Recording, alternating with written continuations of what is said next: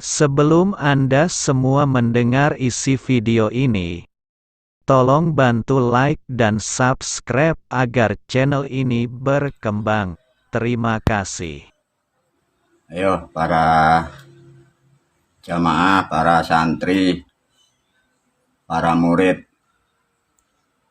yang berada dimanapun, khususnya yang berada di seluruh penjuru Indonesia, baik di Jawa, di Kalimantan, di Sumatera, di Sulawesi, di Papua, di NTT. Dengan keterbatasan waktu, dengan adanya peraturan dan perundang-undangan di negara, dengan adanya banyak aturan, sehingga guru tidak begitu banyak bisa memberi pemahaman. Semoga dengan lewat media, lewat internet ini, selalu masih tetap bisa memberi pemahaman tentang keilmuan, agar lebih mengerti, hidup lebih bahagia, bisa selamat di dunia wal akhirah. Dalam pembahasan kali ini, untuk menerangkan apapun ada dasarnya atau ada substansinya. Semoga dengan dijelaskan guru pada tanggal 9 bulan Maret 2002 Masehi, kami beri judul Kepak Sayap Garuda. Apa makna dan tujuannya? Yang dimaksud dengan kepak sayap Garuda, semoga Pancasila dan Garuda sebagai simbolnya bisa dan mampu mengepakkan sayapnya lebih tinggi, lebih jauh, sehingga bangsa ini bisa merdeka, bisa lepas dari jeratan-jeratan. Jeratan-jeratan itu bagaikan menjerat sayapnya Garuda, mengikat tali dan ekornya, menutup merantai mulutnya Garuda. Semoga dilepas yang mengikat dan yang menjerat burung Garuda ini, seluruh umat, khususnya bangsa dan warga, bisa lebih mengerti sehingga mampu mengatur negara demi kemaslahatan rakyat dan bangsanya sampai akhirul zaman. Untuk menerangkan ke depan agar tidak banyak simpang siur, karena video guru sudah melebar di mana-mana. Saya ajarkan untuk membuka apapun, terutama tentang agama dan kehidupan berbangsa dan bernegara. Kepak sayap judulnya, ada substansi yang paling pokok, judulnya ilmu dan agama. Kalau ada agama, tidak ada ilmunya, agama itu rusak. Jadi agama tanpa ilmu, agamanya yang rusak. Kalau ada ilmu tanpa agama, manusianya yang rusak atau negaranya yang hancur. Bisa dipahami? Jadi agama apapun, kalau agama itu tidak ada ilmunya, agama itu rusak. Bisa disebut itu bukan agama, bisa dikatakan dogma. Makanya setiap orang yang berilmu, yang dimaksud beragama adalah berakhlak, bermoral, atau beretika. Semoga dari penjelasan ini sebagai dasar untuk menggali dari perdebatan-perdebatan yang ada selama ini 1400 tahun yang lampau. Coba satu contoh, banyak sudah di video Mbak. Kita uji cara berpikirnya orang-orang di Indonesia. Satu contoh, kemarin sempat ramai, sempat demo, sesama saudara, sesama bangsa, Islam A dengan Islam B dengan Islam Z semua bertikai mengklaim saling benar, saling menyalahkan. Itulah dari kesalahan yang disebut agama tanpa ilmu. Nah, coba kita kaji sedikit tentang kemarin yang lagi viral, yang lagi rame sampai orang-orang demo tentang adzan. Adzan diyakini bagi orang-orang yang tidak paham hanya mendengar sekilas. Satu contoh, dengan suaranya adzan diartikan dengan kalimat dengan suara adzan digambarkan atau persepsi otak menggambarkan kalimat itu adalah kalimat panggilan dari Tuhan, sebaik-baiknya kalimat, sehingga otak manusia menafsiri kalimat itu susunan dari Tuhan, sehingga manusia terobsesi, terbondong-bondong. Dengarkan wahai manusia, suatu kalimat itu susunan dari kata, dan kata itu ada suku katanya. Suku kata untuk dibentuk jadi kata itu ada hurufnya. Lah huruf itu buatan manusia. Masa kalian begini aja ndak ngerti? Kalau ditulis dengan huruf Quran, tinggal kalian mencari dari mana huruf Quran. Kalau memang ditulis dari huruf Arab, siapa yang membuat huruf itu? Kalau ditulis dengan huruf alfabet, ya dicari siapa yang membuat huruf itu.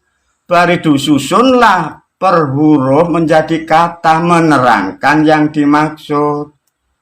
Nah, semoga ini paling dasar untuk mengenyam, untuk membuka cakrawala pemikiran, sehingga tidak saling menyalahkan, sehingga mendapatkan penjelasan yang tepat. Satu contoh, tentang azan aja manusia tidak ngerti, persepsinya berbeda. Ada yang meyakini itu suara panggilan untuk memanggil Tuhan.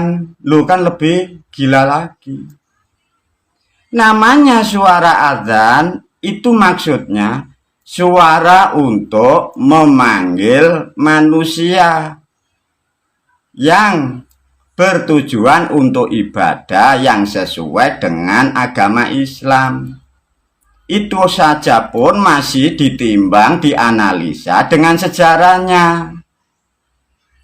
Kalau toh itu memang suara untuk panggilan, apakah harus dikeraskan sekeras itu? Ataukah tidak lebih baik dengan sekarang dengan alarm atau setiap handphonenya umat Islam? Ataukah tidak baik hanya diganti salon di ruangan? Karena manusia di zaman sekarang sudah mengerti semua kapan waktunya, waktu ibadah, waktu ngangsur bank, waktu sekolah. Semua manusia di era sekarang sudah pada tahu. Karena terobsesi seakan-akan itu suara dari langit sehingga dikeras-keraskan. Ada lagi mitos yang kedua menjadikan asumsi umat Islam. Diceritakan dari beberapa kisah. Dengan dibunyikan suatu kalimat thayyibah, kalimat yang baik, dilambangkan, disimbolkan suara azan, maka di situ para jin dan setan pada terbakar dan berlarian, sehingga manusia yang benci dengan setan dan jin, makanya kayak seakan-akan sangat bangga dengan membunyikan dan mengucapkan kalimat-kalimat Al-Quran dan suara azan, seakan-akan bangga membakar setan, membakar jin. Nah, coba sekarang coba, tadi sudah dibekali guru cara berpikir. Agama tanpa ilmu, rusaklah agama itu. Kalau toh memang dari kitab diterangkan bahwa panggilan azan, panggilan untuk memanggil manusia adalah mampu membakar jin dan setan. Coba satu contoh. Satu kampung ada 2 masjid. Masjid satu di sebelah selatan, yang satu di sebelah utara. Jin setan itu jumlahnya jutaan, karena diterangkan di kitab yang lain jin setan itu tidak mati. Lantas satu contoh, jam 12 siang suara azan dikumandangkan dari masjid sebelah selatan, yang satu waktu jam sama, sebelah utara masjid mengumandangkan suara azan. Lah kira-kira jin setan yang di wilayah selatan lari ke utara, yang ke utara lari ke selatan. Karena sering berbenturan, makanya kepala setan itu rusak. Karena terbakar, makanya otaknya terbakar, batinnya terbakar. Nah, coba kalau mitos itu kalian kembangkan sebagai asumsi untuk membuat kebudayaan, menegakkan syariat Islam. Sedangkan di pembelajaran alam lain diterangkan, jin itu dibagi dua. Ada jin kafir, ada jin Islam.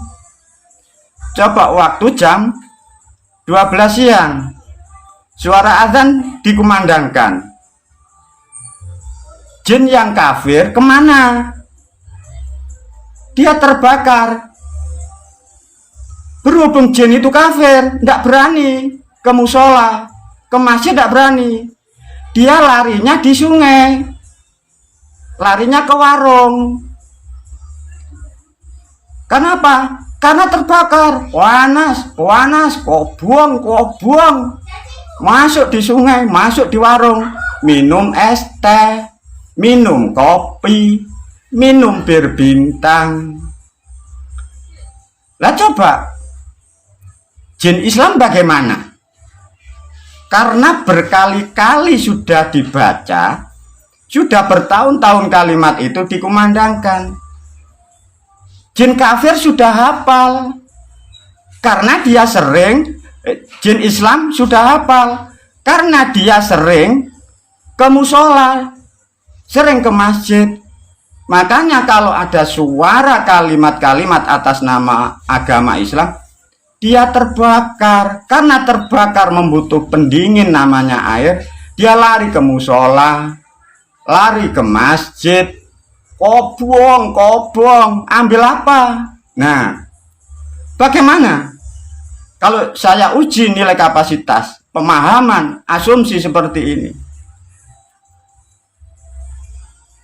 Jin Islam masuk kemana? Ke musola, ke masjid, karena terbakar. Apa yang diambil? Air kan? Kira-kira kalau itu jin, berdoa enggak? Kalau jin Islam berdoa. Apa kira-kira doanya? Nawa itu wudu'a. Loh, ya apa? Ya coba kalian yang beramsusi macam-macam, yang menghayalkan bukan-bukan. Ya karena kalian tidak mengerti.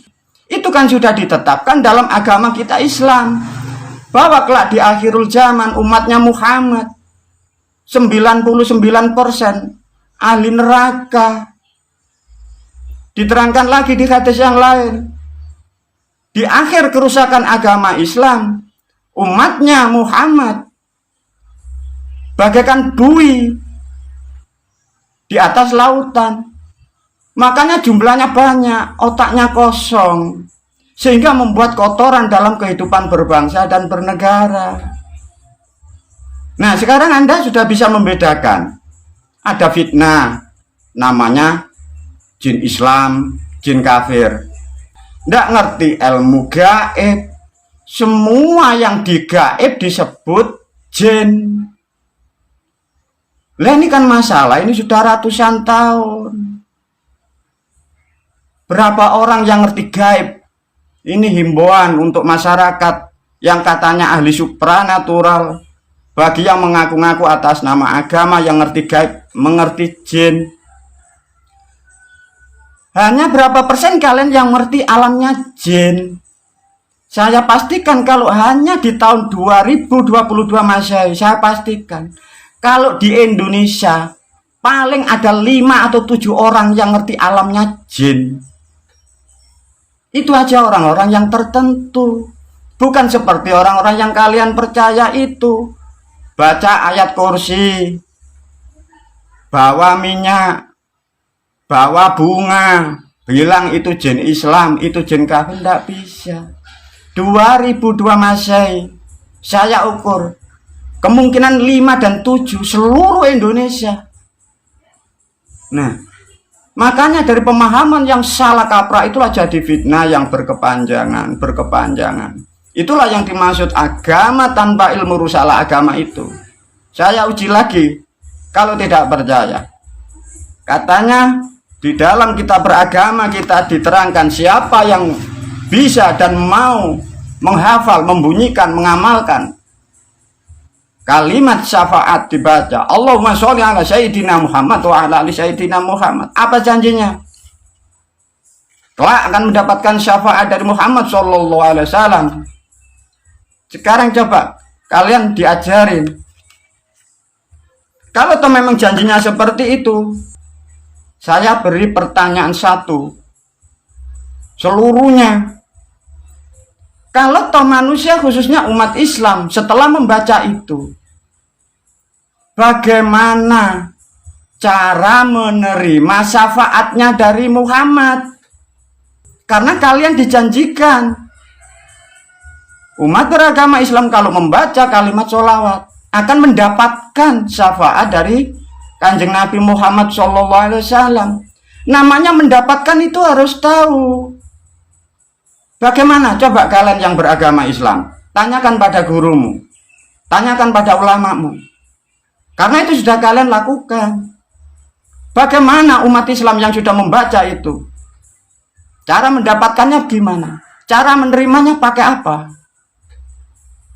Itulah kalau orang tidak ngerti ilmu. Bicara sana sini.